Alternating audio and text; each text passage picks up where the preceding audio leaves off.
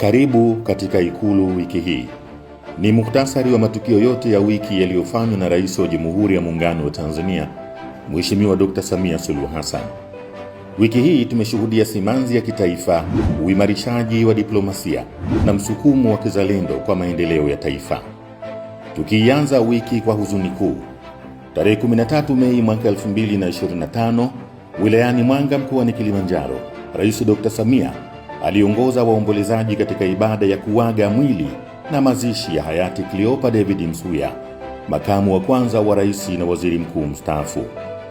Rais Dr. Samia alieleza kwa uchungu kuwa taifa limepoteza kiongozi aliyekuwa dira ya maadili, uchumi na busara kwa miongo kadhaa. Kwa upande wa wananchi, tukio hili lilichochea tafakuri kuhusu uongozi wa kweli na urithi wa kizalendo.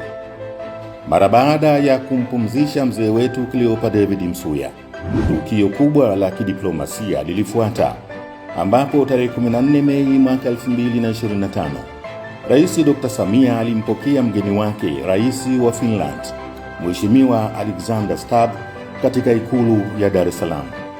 Mazungumzo yao yaliangazia ushirikiano baina ya Tanzania na Finland katika sekta za misitu, tehama, elimu, nishati safi na madini, maeneo yenye umuhimu mkubwa kwa ustawi wa taifa. Kwa Watanzania, ushirikiano huu ni ishara ya nchi kuendelea kufunguka kwa fursa mpya za ajira, ujuzi na teknolojia. Siku mbili baadaye, Rais Dr. Samia alimuaga rasmi mgeni wake aliyehitimisha ziara ya kitaifa ya siku 3, ziara ambayo ilithibitisha dhamira ya Tanzania kuendelea kuwa mshirika wa kuaminika katika jukwaa la kimataifa. Katika hatua ya kuhamasisha ushiriki wa kidemokrasia kwa kila Mtanzania, wiki hii ilihitimishwa kwa tukio la kizalendo, ambapo tarehe 17 Mei mwaka 2025, Rais Dr. Samia alisafiri kwa treni ya SGR kutoka Dar es Salaam hadi Chamwino, Dodoma, na kuungana na wakazi wa kijiji cha Chamwino katika zoezi la uboreshaji wa taarifa katika daftari la kudumu la wapiga kura. Akiwa kituoni hapo, Rais Dr. Samia alihamasisha wananchi kujiandikisha na kuboresha taarifa zao ili waweze kutumia haki yao ya kikatiba ya kushiriki kikamilifu katika uchaguzi mkuu. Kwa yeye mwenyewe kuonesha mfano wa uwajibikaji, hamasa ya Rais Dr. Samia imetukumbusha kuwa hatima ya maendeleo ya nchi yetu imo mikononi mwetu wa Tanzania wenyewe.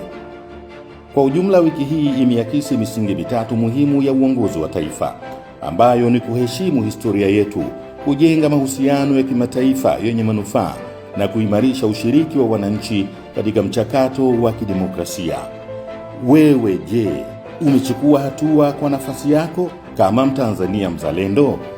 Ndiyo hayo tu kwa sasa tuliyokuandalia. Ungana na Ikulu Mawasiliano wiki ijayo katika Ikulu wiki hii.